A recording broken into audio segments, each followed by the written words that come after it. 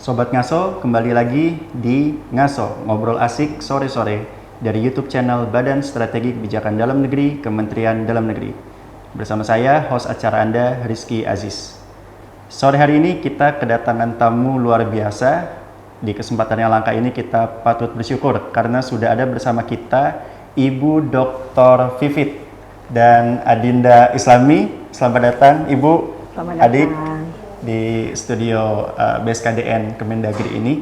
Dan jadi pemirsa sekalian, Ibu Dr. Vivit dan Ade Islami ini dari program studi Sosiologi Fakultas Ilmu Sosial dan Ilmu Politik Universitas Lampung. Jadi sudah ada bersama kita jauh-jauh dari Lampung ini, orang Lampung sengaja kemari untuk berdiskusi dengan kita. Kita patut bersyukur dan berterima kasih sekali. Terima kasih ya Bu ya atas waktu dan kesempatannya ya Bu. Nah, jadi sesuai tema nih Bu, kita kan ngobrol asik sore-sore Bu ya, jadi santai aja. Mungkin bisa nih Bu diceritakan kenapa seorang Ibu Dr. Vivit ini bisa memilih karir menjadi seorang antropolog dan sosiolog Bu ya sekaligus Bu ya. Nah, bisa diceritakan Bu. Ya, terima kasih Mas Rizky, selamat sore semuanya. Terima kasih sekali ini sudah diajak ke sini di Ngaso ya, keren sekali program BSKDN Kementerian Dalam Negeri. Memang bidang sosiologi antropologi ini termasuk hal yang masih cukup jarang ya, jarang diminati oleh anak-anak generasi muda belakangan ini ya. Tapi sekarang sudah mulai banyak. Dulunya masih jarang, sekarang sudah mulai. Karena apa? Karena memang bidang sosiologi antropologi ini saya bilang justru sangat penting ya, terutama dalam pengambilan kebijakan ya, dalam penentuan hak-hak masyarakat, karena kan sosiologi antropologi itu ilmu tentang manusia dan masyarakat. Nah, artinya apapun dalam pembangunan, dalam kebijakan pembangunan, dalam pemerintahan, sosiologi itu sangat penting. Nah, seringkali kita melihat bahwa apa sih sosiologi antropologi gitu ya, apa sih nanti kerjanya di mana sih gitu, kok kayaknya jarang dengar atau apa gitu. Nah, itu perlu kita tekankan. Kenapa misalnya banyak program pembangunan dan kebijakan itu banyak yang mengalami kegagalan misalnya. Itu salah satunya karena tidak memperhatikan aspek sosiologi antropologi. Baik. Ya, karena walau bagaimanapun masyarakat ya, pembangunan itu pasti kan ininya ke masyarakat. Efeknya pasti ke masyarakat apapun, walaupun pembangunan infrastruktur, pembangunan apapun itu pasti ke apa yang dirasakan masyarakat. Nah, sosiologi antropologi itu bidang yang mempelajari masyarakat, memahami masyarakat.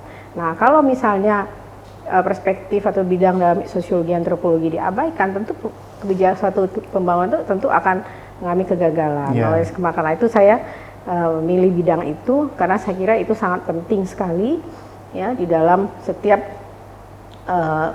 apapun, setiap pembangunan, setiap kebijakan yang diambil itu sangat penting memperhatikan aspek sosiologis dan antropologis. Nah, ini kan orang misalnya selalu memperhatikan aspek yang lain aja. Misalnya aspek ekonomi, kan? Aspek politik aspek hukum, komunikasi gitu kan, dan lain-lain sebagainya. Padahal sebenarnya sosiologi antropologi itu kan the mother social science, ibunya ilmu sosial, termasuk di samping filsafat ilmu kan.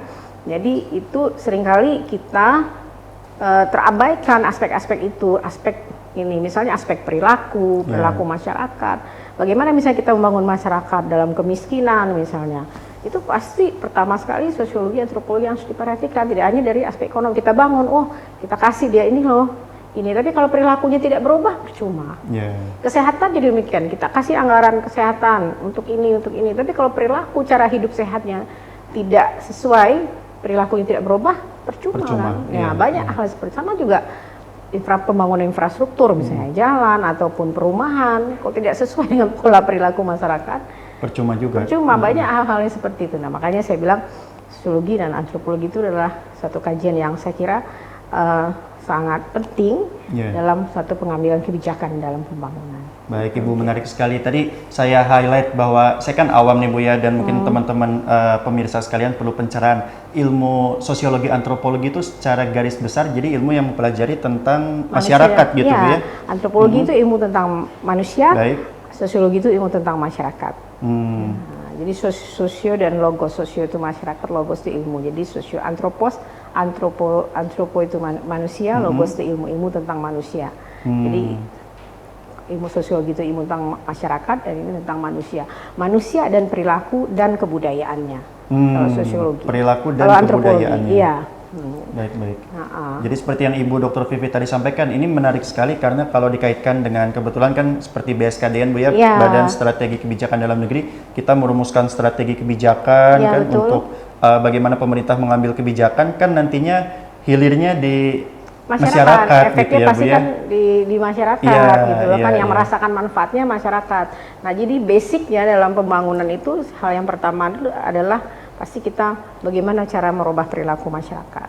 Nah merubah itu kan tidak mudah, ya, perlu waktu, perlu sosialisasi dan lain-lain sebagainya. Jadi saya kira aspek utama dalam setiap pengambil kebijakan dalam pembangunan itu pasti aspek sosiologi, antropologi Bu ya. Ya, dan budaya itu juga sangat mempengaruhi dalam setiap kegiatan pembangunan, betul kan? Budaya, mau bangun jalan tol, mau bangun apapun, pasti aspek kebudayaan itu penting sekali, perilaku masyarakat, respon masyarakat, adaptasi masyarakat, sikap masyarakat terhadap efek pembangunan itu. Baik Ibu, menarik sekali. Mungkin saya izin bergeser Bu ya ke Ade Islami ini ya. Nah tadi kan seperti yang Ibu Vivit sampaikan bahwa mungkin beberapa tahun silam peminatnya belum terlalu banyak, tapi sekarang sudah ada peningkatan ya Dek ya. Banyak anak-anak generasi sekarang ini berminat untuk kuliah di jurusan sosiologi, termasuk Ade Islami. Nah kalau Islami sendiri apa sih yang memotivasi Islami memilih jurusan sosiologi? Kalau aku sendiri dari dulu emang suka sama sosiologi. Terus juga aku lebih suka mempelajari masyarakat secara langsung daripada kayak berhitung gitu kayak matematika. Aku suka. Terus kan di masyarakat itu permasalahan itu banyak dan di sebuah masyarakat pasti ada sebab dan akibatnya permasalahan tersebut itu timbul. Jadi aku suka mengidentifikasi kenapa hal tersebut terjadi. Kayak misalnya kenakalan remaja, pasti ada faktor-faktornya yang lain seperti misalnya mungkin keluarganya atau ekonomi atau mungkin salah pergaulan. Nah dari situ kan kita bisa lihat bagaimana sih solusi untuk mengatasi permasalahan tersebut. Jadi sosiologi emang seperti yang dikatakan Bu Vivit itu kan lebih ke masyarakat. Jadi makanya aku lebih suka berinteraksi secara langsung, turun langsung gitu ke masyarakat. Iya, aku lebih tertarik ke sosial gitu. Iya. Terus sejauh ini udah berapa semester? Semester 5 sekarang. Semester 5 ya, jadi udah lumayan, udah ada pengalaman ya. Suka dukanya secara garis besar seperti apa? Suka dukanya ya, kalau sukanya seru sih sosiologi, banyak langsung turun lapangan, kita mempelajari banyak tentang masyarakat, dan juga kan di sosiologi itu banyak matkul kayak sosiologi pariwisata, ini di matkul semester 5 sih, itu kayak tentang mempelajari sosiologi, tapi kita ke desa-desa gitu, kayak kalau di Bandar Lampung itu di Lampung maksudnya itu ada namanya Desa Krui. Nah di situ itu biasanya kalau cutting kemarin itu tour labnya di situ mempelajari tentang sosiologi pariwisata itu. Menarik sekali. Nah ini saya izin kembali ke Bu Vivit nih Bu. Tadi kan yang Ade Islami sampaikan Bu bahwa ada juga keterkaitan dengan desa Bu ya. Dan Ibu Dr. Vivit juga sudah banyak sekali pengalaman terkait pendalaman pembangunan desa Bu ya, dikaitkan dengan sosiologi antropologi. Seperti apa Bu pandangan Bu Dr. Vivit? Iya, sosiologi itu kan ilmu yang sangat luas ya. Luas. Jadi tadi sampaikan Islami tadi ada sosiologi pariwisata, sosiologi politik, sosiologi perkotaan, sosiologi pedesaan, jadi semuanya dipelajari ya, sosiologi pembangunan gitu ya, sosiologi kesehatan, ada juga ya, ekonomi, banyak sekali. Jadi pertama desa itu hal yang pasti yang utama dalam sangat dengan sosiologi. Jadi kami juga saya kebetulan sekarang jadi ketua jurusan sosiologi di FISIP Universitas Lampung. Kami di sana mempunyai laboratorium, namanya Laboratorium Pemberdayaan Masyarakat dan Kearifan Lokal. Nah itu basicnya mainnya di desa, mainnya di desa. Jadi kami punya beberapa desa dampingan di Lampung, misalnya sebuah desa-desa yang ada di sekitar di kabupaten kota di Lampung yang kami dampingi dalam pengembangan macam-macam, pengembangan pembangunan, pengembangan nilai-nilai tradisional, pengembangan kearifan lokal, pengembangan budaya. Jadi ada beberapa desa yang sudah kami dampingi, ada desa adat juga, juga dengan masyarakat adat. Jadi kami beberapa waktu belakangan ini misalnya membantu mendampingi pembuatan museum. Museum Masyarakat Adat membuat swakarya karsa mereka sendiri, membangun museum-museum museum budaya mereka sendiri. Jadi mereka punya barang-barang yang sudah lama peninggalan nenek moyang mereka yang sebenarnya mungkin mempunyai nilai yang tinggi. Nah, mereka himpun ditaruh di dalam museum dan kami dampingin itu sampai sekarang. Kalau museum adat itu ada 2 ya yang kita dampingi, dan ada beberapa desa juga yang kita jadi dampingan untuk mahasiswa juga. HMJ kami himpunan mahasiswa jurusan itu sudah mendampingi juga, kalau nggak salah ada 2 desa juga, ada di Lampung ya, menjadi desa pariwisata. Pariwisata berbasiskan kearifan lokal, PPK Ormawa itu. Pertama dulu daerah Tanggamus, sekarang di daerah Kabupaten Lampung Selatan. Jadi bahkan desa itu sendiri yang meminta didamping oleh mahasiswa. Dan alhamdulillahnya namanya PPK Ormawa. Jadi mahasiswa kami itu kebetulan juga dapat pendanaan dari Dikti. Jadi kementerian juga sudah mendukung kegiatan tersebut, kemudian semacam pengabdian masyarakat. Jadi anak-anak mahasiswa ditempatkan di situ selama 6 bulan, ya. Kemudian mereka membangun desa itu menjadi desa-desa wisata dengan meningkatkan grup-grup kesenian, grup-grup tarian, dan lain-lain, mendampingi desanya. Dulu udah ada desa, sekarang desa-desanya minta juga gitu pada mahasiswa itu. Dan mahasiswa saya perhatikan sangat happy sekali dan sangat senang sekali berada di masyarakat ketika mereka selalu bicara teori di kelas. Iya. Sosiologi itu kelebihannya di situ, lebih banyak lapangan praktikum daripada belajar di kelas. Nah, sekarang ini apalagi dengan program EBKM ya, Merdeka Belajar Kampus Merdeka, mereka semester 5 itu sudah bisa ke lapangan penelitian, riset ya, berbaur dengan masyarakat. Jadi kalau anak-anak yang sifatnya biasanya bergaul, berinteraksi, berkomunikasi, gampang beradaptasi, itu mudah bergaul dengan masyarakat. Mereka bisa mempelajari tipe-tipe masyarakat, karakter-karakter masyarakat, ya kan? Jadi mereka, masyarakat yang begini, masyarakat yang begini seperti ini. Nah, kalau anak-anak yang seperti itu pasti happy sekali gitu ya. Bisa bergaul, bertambah kawan, bertambah teman ya, dan mempelajari karakter-karakter masyarakat gitu. Jadi mata kuliah itu rata-rata banyak praktikum, dan praktikumnya di masyarakat. Nah, mereka banyak berbaur, berinteraksi. Anak sosiologi harus banyak di lapangan, apalagi antropologi. Kalau saya basic saya dulu antropologi, itu banyak masyarakat yang kami dulu misalnya di masyarakat seperti Mentawai, masyarakat Dayak, misalnya Papua gitu kan, masyarakat Talang Mama, masyarakat Sakai ya. Kalau antropologi ya dia lebih ke sana ya. Ya, lebih banyak berbaur dengan masyarakat di suku-suku itu gitu ya. Dan tahu gimana cara kehidupan mereka, tinggal bersama mereka, observasi partisipan di sana ya, live in ya, bersama masyarakat yang kita teliti gitu ya. Nah, disitulah belajar antropologi, karena metodenya kan rata-rata etnografi ya. Jadi hidup bersama orang yang kita teliti. Jadi etnografi adalah metode penelitian dengan hidup bersama. Iya, etnografi itu objek penelitian gitu, Bu. Etnografi itu kan lukisan gambaran tentang kebudayaan. Baik. Jadi etno itu suku bangsa, grafi itu gambaran atau kisah tentang kebudayaan. Jadi biasanya dengan metode etnografi, seorang etnografi atau antropolog hidup bersama dengan orang yang kita teliti. Nah, itu mungkin membutuhkan waktu yang lama, bertahun-tahun, berbulan-bulan kalau benar-benar suatu etnografi yang mendalam gitu. Dan Ibu jelas udah sangat banyak pengalaman di sana, Bu ya. Iya. Hidup bersama masyarakat adat saya gitu, dari Bu ya. S1 kan antropologi ya. Jadi memang dari pertama kuliah itu memang sudah banyak di lapangan daripada di kelas. Jadi dosen mengajarkan, wah kita harus beradaptasi dengan masyarakat, ayo teliti masyarakat ini. Kemudian catatan-catatan itu, monografi itu lahirlah sebuah karya etnografi tentang masyarakat ini, masyarakat ini misalnya masyarakat Jawa, masyarakat Sunda, by etnik gitu ya kalau antropologi. Mungkin ada salah satu yang paling berkesan, Bu, yang bisa diceritakan ke teman-teman ngaso nih, pengalaman Ibu mungkin meneliti masyarakat adat di mana gitu di sekitar Lampung, ya gimana, Bu? Saya ada beberapa banyak yang sudah yang kita teliti ya di Lampung ya, macam-macam komunitasnya itu ya. Bidang saya senang tentang budaya dan ada istiadat. Jadi ada beberapa misalnya masyarakat adat yang kita teliti, misalnya di Lampung misalnya ya. Ada Lampung itu kan masyarakat adatnya terdiri dari 2 itu ya. Sai Batin dan Pepadun. Nah, itu di beberapa marga-marga itu sudah ada berapa saya tulis bukunya, misalnya marga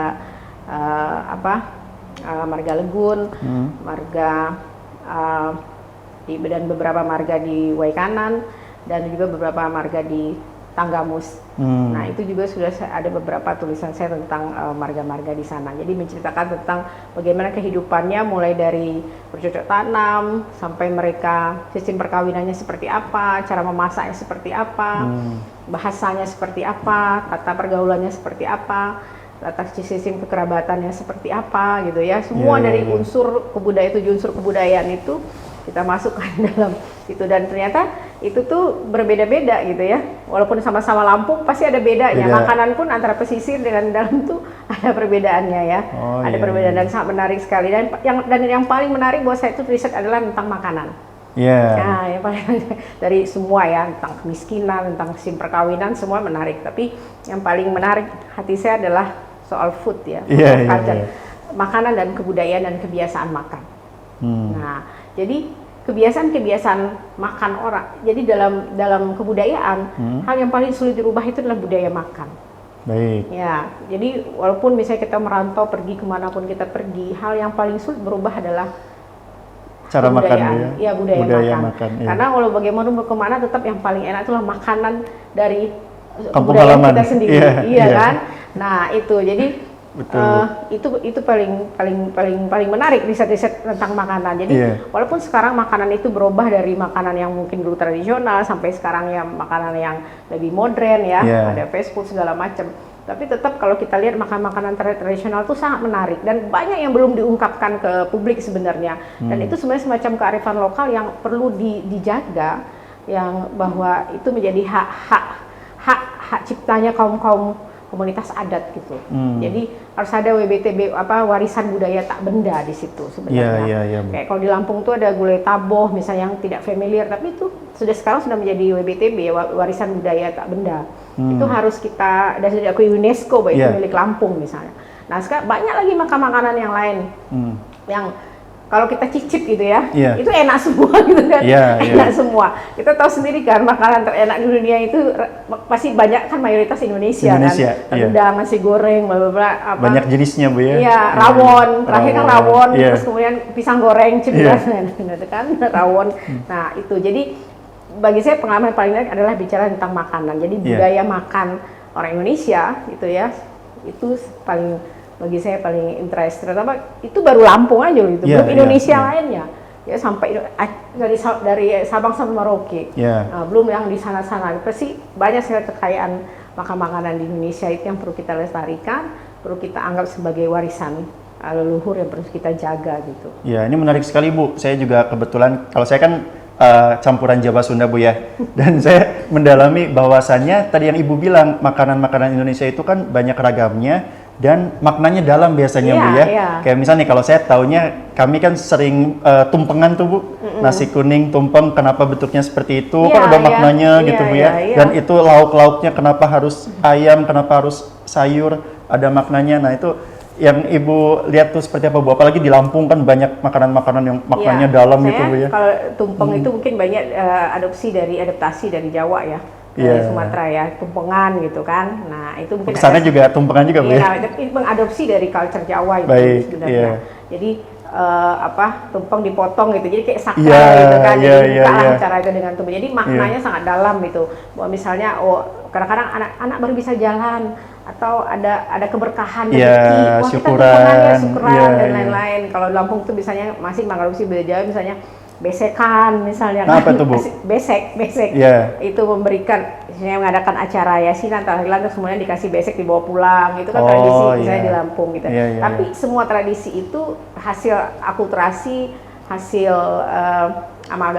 akulturasi dengan budaya-budaya lain. Jadi artinya tidak hanya bahwa itu punya suatu etnik, tapi itu pasti berinteraksi. Misalnya kayak budaya Sunda, Jawa, dan budaya Lampung dengan budaya Jawa misalnya. Pasti ada bersinggungan Bu ya. Apalagi di Lampung itu kan Lampung etniknya 13%, 60%-nya kan Jawa.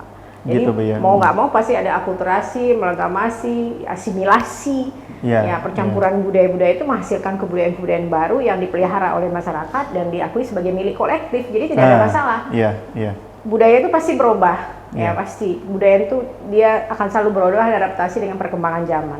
Tapi selama itu dipakai oleh kolektifnya dan diakui bersama, itu sih monggo saja, silakan. Menarik, Bu. Gitu. Nah, makanya saya bilang makanan itu menjadi menarik buat saya karena yang sulit dirubah itu makanan. Yang lain mungkin pakaian itu bisa berubah, ya bahasa mungkin bisa punah, tapi makanan itu agak sulit berubah. Makanya dia menjadi semacam inti kebudayaan yang sulit berubah. Karena lidah nggak sulit berubah. Kalau yang lain mungkin bisa, rambut mungkin bisa ya, tapi dia tetap suka makan rendang, gitu kan? Walaupun mungkin dia juga beradaptasi dengan makanan-makanan Korea, Jepang, nggak ada masalah. Tapi tetap back to basic. Ketika Lebaran hari raya tetap makannya ketupat, tetap makannya rendang. Jadi ada makanan sakral di hari-hari dan momen-momen tertentu gitulah. Nah makanya makanan memiliki makna yang mendalam. Makanya saya paling fun kalau riset tentang makanan. Dan tadi yang menarik yang Ibu bilang, dari makanan kita tahu ada antar suku bersinggungan di sana, ada sejarahnya, gitu kan. Sampai tumpeng ada di Lampung juga seperti itu. Bahkan di seluruh Indonesia sekarang sudah menjadi budaya nasional ya. Menjadi budaya nasional seperti rendang gitu kan, yang kita tahu mungkin dari Sumatera Barat kan. Tapi sekarang semua rendang semua sudah mengenal rendang, kan semuanya gitu, Bu, sudah. Ada, kita lihat rendang Minang, ada rendang Jawa, ada rendang ini ya. Iya, Bu. Nggak apa-apa, biarkan saja, karena itu selagi masyarakatnya menyukai, itu akan menjadi budaya kolektif. Gitu. Dan yang menarik justru saya lihat dengan orang-orang yang mendalami sosiologi, antropologi itu sangat menghargai kebinekaan, Bu, ya. Oh iya. Kalau saya tangkap dari penjelasan Ibu seperti apa, Bu? Betul sekali. Jadi di dalam, karena kita memahami berbagai macam bentuk etnik, suku bangsa, bahasa dan budaya. Karena memahami, makanya itu harusnya kita tidak lahir konflik dari situ. Setuju. Ya, harusnya banyak sekali toleransi. Jadi ketika kita memahami suatu kebudayaan, kita memahami itu dan kemudian akan muncul rasa toleransi. Oh, kita memahaminya begini. Tapi oleh karena itu tidak ada stereotip antar etnik. Jadi karena prejudice dan stereotip itu yang menyebabkan konflik. Nah, dengan antropologi, sosiologi itu bisa untuk menghindari konflik-konflik yang antar etnik yang sebenarnya tidak perlu terjadi. Ya, sebenarnya baik juga, termasuk juga konflik antar agama dan kepercayaan dan lain-lain gitu kan. Hal-hal yang sensitif seperti itu. Gitu. Jadi ketika kita memahami, jadi understanding kan dia, memahami. Oh, kenapa orang begini, kenapa orang begini, maka akan muncul toleransi. Dan kebinekaan itu pluralisme. Kan kita negara plural, saling menjaga kerukunan. Dengan itu, jadi di situ funnya itu gitu, seperti memahami kebudayaan orang lain. Makanya kita hidup bersama orang itu, sehingga kita memahami kebudayaannya, sehingga lepas itu semua stereotip dan prejudice. Itu menyenangkan, menjadi fun, menjadi antropolog itu seperti itu. Ya, kita bisa mencium makanan orang lain, wah enak ini, budayanya begini nih, wah enak ini. Semakin mengenal.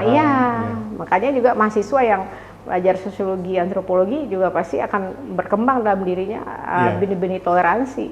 Dan kebinekaan itu saling memahami, mestinya seperti itu. Apalagi dengan program magang sekarang di Jakarta, Bu, saya lihat kan Jakarta itu sangat beragam semua, dari manapun ada di sini, Bu, ya. Jadi semakin erat lah kebinekaan kita gitu. Kalau pengalaman saya pribadi begitu soalnya di Jakarta, dari Sabang sampai Merauke semua ada di sini. Jakarta kan penduduknya heterogen, bermacam-macam, dan tidak hanya heterogen secara etnik, suku, agama, tapi juga stratifikasi sosialnya macam-macam, ada dari kelas bawah sampai kelas paling atas di Jakarta. Betul. Nah, oleh karena itu tidak hanya itu, tapi juga secara vertikal, secara klasifikasi sosial, stratifikasi sosial, kita juga bisa harusnya memahami, misalnya, misalnya di bawah, atas, misalnya kemiskinan, misalnya. Kenapa orang miskin itu dipelajari dalam sosiologi, misalnya mental apa, ada kebudayaan kemiskinan, ada kemiskinan struktural di situ gitu ya. Jadi bersinggungan Bu ya, kayak mohon maaf nih kayak tunawisma gitu gelandangan pengemis gitu-gitu. Iya, itu dipelajari dalam sosiologi. Juga. Banyak tesis, skripsi, disertasi tentang anak jalanan, tentang apa namanya hal-hal yang bersifat tentang kemiskinan ya. Itu core-nya kan kemiskinan itu. Kemiskinan itu kan macam-macam, struktural, dengan kebudayaan, kenapa karena mental, karena perilaku, karena apa. Nah, macam-macam kemiskinan dan tidak sederhana Bu ya. Karena kan orang bilang mungkin itu karena maaf daerahnya terbelakang. Toh di Jakarta pun ada gelandangan pengemis gitu kan. Jadi artinya kompleks Bu ya itu ya. Sangat kompleks. Jadi kan ada kita belajar misalnya sosiologi kemiskinan. Dalam sosiologi ekonomi itu kita belajar sosiologi kemiskinan. Sosiologi pedesaan juga kita belajar kemiskinan. Jadi ada teori kemiskinan itu teori grand ya, teori besar itu ya. Misalnya kenapa orang miskin, kenapa orang begini, itu luas sekali. Jadi kalau kita belajar itu bisa banyak itu. Dan seorang antropolog sosiolog memahami hal iya, itu. jadi kalau misalnya seorang antropolog sosiolog yang pelajari tentang kemiskinan, dia akan tinggal bersama orang-orang itu, ya, dia akan memahami bagaimana itu. Dulu ada antropolog dari asing saya lupa, saya ada bukunya itu. Dia mempelajari tentang bagaimana kemiskinan di Jakarta. Itu 2 mungkin 3 tahun mungkin tinggal bersama di Kali Ciliwung. Hidup bersama. Iya, ada itu bukunya di rumah dia. Karena yang penting kan bagaimana memutus rantai kemiskinan itu Bu ya. Jadi generasi barunya tidak terjebak di kemiskinan juga seperti generasi pendahulunya gitu kan Bu ya. Kemudian juga itu kalau orang meneliti tentang kemiskinan. Kalau orang ingin meneliti tentang kebudayaan, misalnya kebudayaan di Indonesia atau di Lampung misalnya, kayak Prof. Kaneko, dia harus lama tinggal di Lampung untuk memahami bagaimana orang Lampung, bagaimana sistem perkawinannya, bagaimana ada istiadatnya, malah mempelajari bahasanya dulu sampai bisa bicara bahasa Lampung. Kemudian minimal bahasa Indonesia, baru bisa menulis kan disertasi atau hasil penelitian tentang Lampung. Nah, jadi hidup bersama orang yang kita teliti itu kata kuncinya di antropologi. Menarik sekali Bu. Nah, kalau Islam ini sekarang, tadi kan kita mendengar panjang lebar penjelasan Bu Dr. Vivit yang menarik sekali nih tentang lika-liku kehidupan seorang sosiolog gitu ya. Nah, Islam ini sebagai generasi zaman sekarang nih, apa harapannya dengan berkuliah di jurusan sosiologi? Ingin menjadi apa? Apa seperti Bu Dr. Vivit, jadi seorang akademisi, seorang pakar, atau seperti apa? Kalau generasi aku sekarang ini bisa dibilang agent of change ya. Kita karena kita ini masih muda gitu, jadi mungkin kita bisa mempelajari lebih detail, mengidentifikasi masalah tersebut, kita cari penyebabnya, akar masalahnya itu ada di mana sih sebenarnya. Terus mungkin kita bisa mencari solusi yang tepat untuk mengatasi masalah tersebut. Seperti misalnya seperti yang Bu Vivit katakan, di HMJ itu kan ada namanya Desbin, yang desa binaan itu Bu ya. Nah di situ kan mereka membantu masyarakat itu di desa tersebut itu menjadi lebih maju gitu. Kayak misalnya di Tanggamus itu mereka membuat pariwisata mereka itu lebih maju gitu. Jadi kalau aku sendiri mungkin kita bisa merubah Indonesia lah ya tepatnya menjadi lebih baik lagi, terus bisa mengurangi pengangguran mungkin, kemiskinan yang ada di Indonesia ini. Ya, menarik sekali. Tadi yang udah diceritakan kayak di Tanggamus gitu, itu yang Islami pernah terlibat ngapain aja dan di mana? Kalau di Desbin aku nggak terlibat sih itu. Itu karena beda divisi gitu di HMJ. Tapi teman aku sendiri ada yang di Desbin dan di situ emang seru sih kelihatannya. Dan dari sana bisa menggali informasi ya dari teman-teman ya. Sering cerita gitu, gimana sih masyarakat yang di sana, terus mereka itu ngapain aja untuk masyarakat yang di sana. Jadi aku tahu gitu informasi-informasinya, jadi bisa lebih belajar juga sih. Oke, menarik sekali dari Islami ya. Nah sekarang mungkin kembali lagi ke Ibu Dr. Vivit nih. Mungkin terakhir Bu, sekarang kan kita baru saja tadi melaksanakan penandatanganan kesepakatan Bu ya, di mana Universitas Lampung khususnya jurusan sosiologi mahasiswanya melaksanakan magang di BSKDN Kemendagri. Harapan Ibu seperti apa Bu dari diselenggarakannya kegiatan magang ini Bu? Ya, makasih. Jadi harapan saya adalah bahwa mahasiswa kami selama di sini mendapatkan hal-hal yang tentunya bermakna ya, dalam arti kata mereka mampu mengembangkan keilmuannya di sosiologi di sini dan mampu menanamkan bahwa sosiologi itu sangat penting dalam setiap pengambil kebijakan.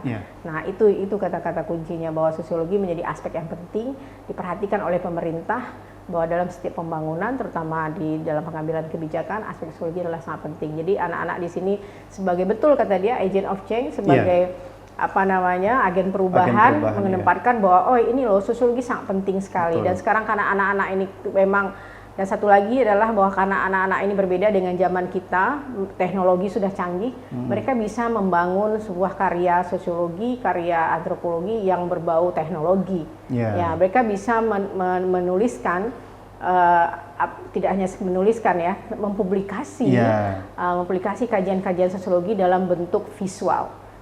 Bisa dalam TikTok, media sosial, YouTube, ya tidak hanya dalam bentuk tulisan publikasinya. Jadi orang tahu dengan kalau itu viral, nah itu kan cakupannya lebih luas ya, Bu, ya. Orang memahami, oh sosiologi itu ini. Nah, artinya bahwa anak-anak ini menjadi etnografi. Jadi publikasi dalam bidang sosiologi antropologi, tapi dengan teknologi dan media sosial dan digital. Baik, terima kasih sekali lagi Ibu Dr. Vivit dan Adik Islami atas waktu dan kesempatannya. Semoga kita bisa bertemu lagi di lain kesempatan, Ibu ya. Sama-sama. Baik, begitulah Sobat Ngaso. Saksikan terus Ngaso-Ngaso edisi selanjutnya hanya di YouTube channel BSKDN Kemendagri. Saya Rizky Aziz, undur diri. Terima kasih. Assalamualaikum warahmatullahi wabarakatuh. Salam.